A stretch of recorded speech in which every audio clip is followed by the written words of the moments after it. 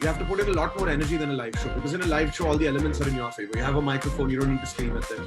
But in a Zoom show, sometimes I will have to come close and raise my eyebrows or make a face or do something in order to simulate a live sort of experience for them. You're talking to your laptop and there are people in their houses listening to it. कहीं cooker बज रहा है, कहीं किसी के माँ के चीखने की आवाज आ रही है, बीच में इंटरनेट की प्रॉब्लम हो रही है, तो वो सारी चीजें हैं. We're a country of 150 crore people. I have 6.8 lakh subscribers. I'm not a celebrity, all right? Like, the percentages are minuscule. So, first of all, Karunesh, I would like to start by saying a thank you for giving us this special. And on a personal note, I really needed it. It's relatable, refreshing, and all things nostalgic. Also, I'm so elated that you saw my story. आपने seen किया तो मैं बहुत खुश हो गई थी कि नहीं चलो at least he has acknowledged that I have seen your special. So a huge congratulations to you, and we are so happy to have you at E-Times today. Thank you so much for the kind words. I really appreciate it. I've literally seen everybody's story, because when a special comes out, you have a tremendous amount of anxiety. You hope that people enjoy what you did. So yeah, you try to make sure that that you look at the feedback that you get. I really appreciate the kind words. And it's a pleasure to join you guys for this interview. Thank you so much for having me. So, it's been 2 days since the release. How has the response been? What are people telling you? I'm honestly overwhelmed, to be honest. The thing is, whenever you work on something for a long time, I think that it's very normal and very natural to not be able to look at yourself or to hear your voice. You get irritated watching yourself. Like my editor would tell me, oh, you need to watch the show again because we need to see which parts to cut out, or what we want to put out on YouTube or whatever else. And I was like, oh man, I can't watch this again. It's been so many times and it's my own face. So I only see the things that I don't like, right? And then I convince myself that, I don't know how the response will be, etc., etc. And I completely forget that when I wrote it, I liked it. And when I performed it, I believed in it, But then it's a very pleasant surprise when it goes out and people only have positive things to say. Like, I have not received any criticism so far. And everybody has just been very, very nice. And it just warms your heart, honestly. It makes you very happy because you just see how kind and how lovely people are. And it reinforces the idea that if you put, if you like really stay true to yourself and say what you feel and put your authentic self into something, that people will respond to it. That there are a lot of people who like what you like and who find what you find, So, how did the ideation happen? What was your creative process in bringing all these elements together? And the name, by the way, the name is so interesting. Thanks. So the name is just a punchline from one of the jokes in the show. And after it was done with shooting the show and after we were done editing it, I still couldn't come up with a title.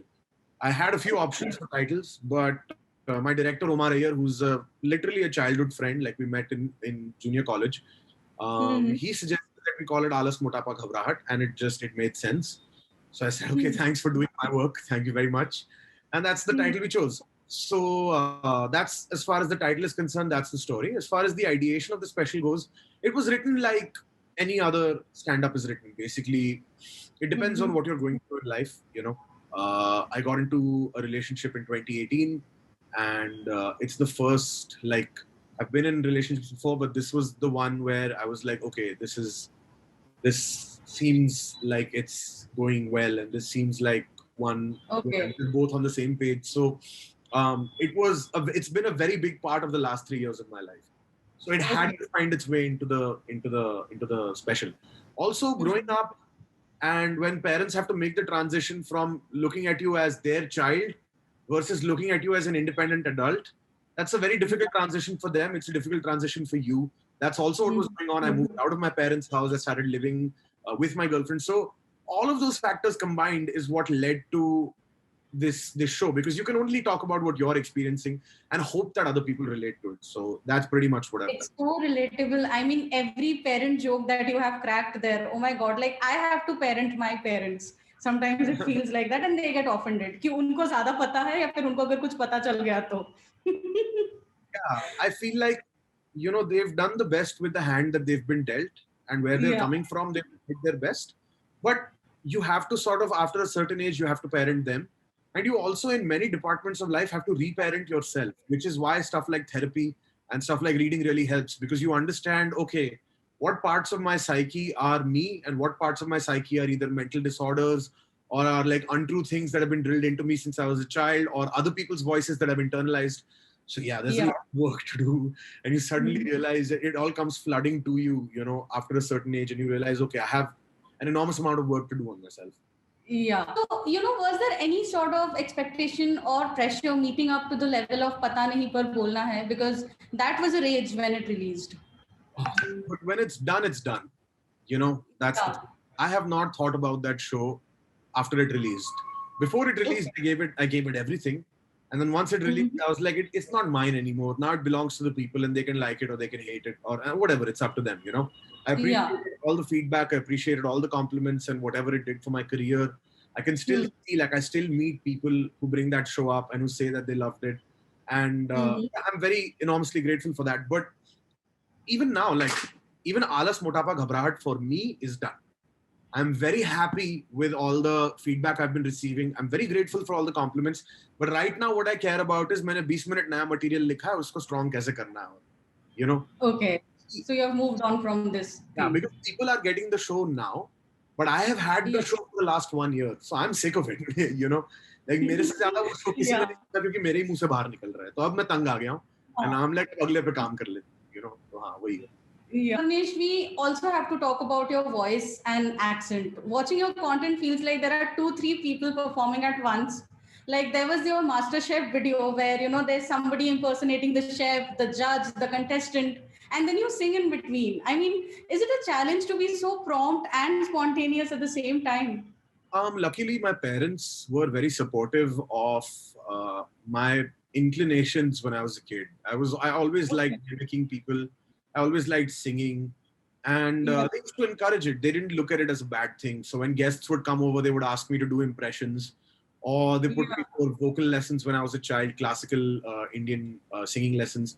And so all of that has helped. You know, there are in my live act right now, I do bring an instrument on stage. I bring a guitar on stage, and I have a whole music comedy sort of segment, and I'm planning to build on that for the future as well. So yeah, I'm lucky to have supportive parents, and I'm lucky that, you know, there were certain things I was naturally inclined towards, and now they all help me in my line of work. You are one of the senior most artists in the industry right now, and in our country where this profession is actually been on a rise, how do you plan to ensure that you stay true to yourself and maintain your individuality? By divorcing myself from the idea of a larger responsibility. Like, I'm not really looking at the whole circuit, or I'm not really looking at the expectations of comedy fans when I'm writing.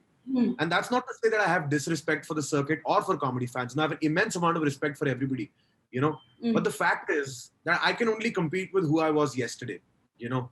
It's just about doing small things right. Like, if I ate badly yesterday, I'll eat better today. If I slept late yesterday, I'll sleep on time today. If I didn't write yesterday, I'll go and write today, you know. So I can only hope to be better than yesterday, because the only fair competition you can ever get in is with yourself, you know. Everybody else has different advantages and different disadvantages, different talents and shortcomings than you do. And so the competition is unfair. You're never on equal footing except with yourself. So the hope is to just be better.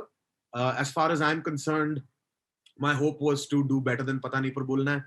And the next time I write stand-up, my hope will be to hopefully do better than what I've just put out, you know. And with experience, that's your responsibility. So, you know, stand-up was one of the worst hit during the pandemic. And, you know, you all had to, you know, do these Zoom shows and things like that. So, you know, since your work was mostly interacting with real-time crowd and audience, what were the challenges? Zoom shows are awful. Let me just start off by saying that it is a lot more difficult to get laughs on. You have to put in a lot more energy than a live show, because in a live show, all the elements are in your favor. You have a microphone, you don't need to scream at them. They will notice even the tiniest expression on your face. You don't need to like exaggerate it. But in a Zoom show, sometimes I will have to come close and raise my eyebrows or make a face or do something in order to simulate a live sort of experience for them. So live shows are definitely the real thing. They're a lot better. But if Zoom shows did not exist, I would not have been able to build this show in the time that I did, right? So usually in the past, what you would do is you would write a new show, you would do small trial shows, and you would work on it till it got strong. And then you would take it on tour. You would go to 40 cities around India, or like 30 cities around India. Then you would take it to another 15 cities around the world, whether it's Australia, the UK, the US, the Middle East, or Southeast Asia. You would take it to all of these territories and you would perform to Indians everywhere. And then you would know even before it was shot, this is solid. We do well on that day.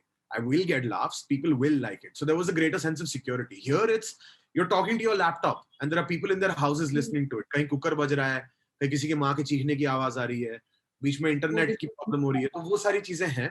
उसके बाद luckily the thing is October end में lockdown was lifted for a little while in Mumbai, and I was able to do 40 or 50 live shows in Mumbai and Goa, because of which I still had a reasonable amount of confidence going into the taping. So we did the taping to a small crowd, only 50 people. They were socially distanced, they were masked, and so that does affect their response also to a certain degree. You know, you can't hear the laughs the same way you could if there was no mask. And usually there would have been at least 200, 300 people you would have performed a special to at the very least. So yeah, but in spite of those factors, I think Zoom was very helpful in allowing me to get the material done in time. So yeah, I mean, you can, I just think there's two things you can do when a difficult situation arises. You can sit and complain, which I did a lot of, by the way, or you can just accept that you still have to like move forward despite the existence of those difficulties. We were lucky that, like, I'm lucky I'm not starting out in stand-up right now.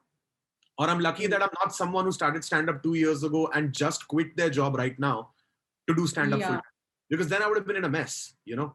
Luckily, I had a sort of established career and I was able to afford to not do those shows and to take that hit and to still be able to work on my act, remain healthy, visit a therapist so that I can, you know, control all of the anxiety and control all of the emotions that have come with the pandemic. So yeah, I still consider myself incredibly fortunate to have that opportunity. So there's something good coming with the bad. So I guess that's the process. I mean, for most people, it is still mostly bad, but we are so fortunate, so lucky. And I'm so grateful for the fact that there can be a way to look at the bright side of these grim times even now. But for most people, the reality is really bleak and awful. So, being a comedian as well as a celebrity figure, people are always assessing you, looking at your social media constantly and saying things. So are you a lot careful about what you tweet, post, or talk or rant about? I'm not a celebrity, first of all. Like, that just cracks me up so hard. No, we're a country of 150 crore people. I have 6.8 lakh subscribers. I'm not a celebrity, all right? Like, the percentages are minuscule, you know. The thing is that celebrities are Shah Rukh Khan, celebrities are Virat Kohli. And even in comedy, there are a lot of people, like someone like a Zakir Khan and Abhishek Upmanyu or a Tanmay Bhatt. Like, these people have amassed a huge following, and I would like agree that those people are celebrity figures. I think that there are a lot of advantages to being at my level, where sometimes you get recognized at the airport or at a restaurant, but most of the time you have access to your privacy and you get to grow at your own pace while still living a privileged life. So I think that, I'm very grateful for the people that do watch my stuff, but I don't really look at myself as a celebrity at all. As far as thinking twice about what you say, वो तो इंसान के लिए अच्छी advice है ही, चाहे आपको लोग देख रहे हैं चाहे नहीं देख रहे. You should think about what you say before you say it. So yeah, I try to do that. So looking back, are you happy how things are shaping up for you?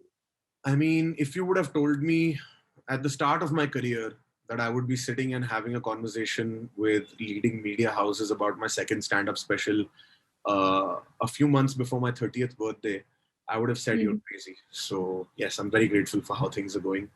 And I really can't honestly believe it, because मैंने college छोड़ दिया था और मुझे नहीं लगा था कि like I'm going to be one of the lucky ones that gets to have this kind of career. So yes, I'm very grateful for it.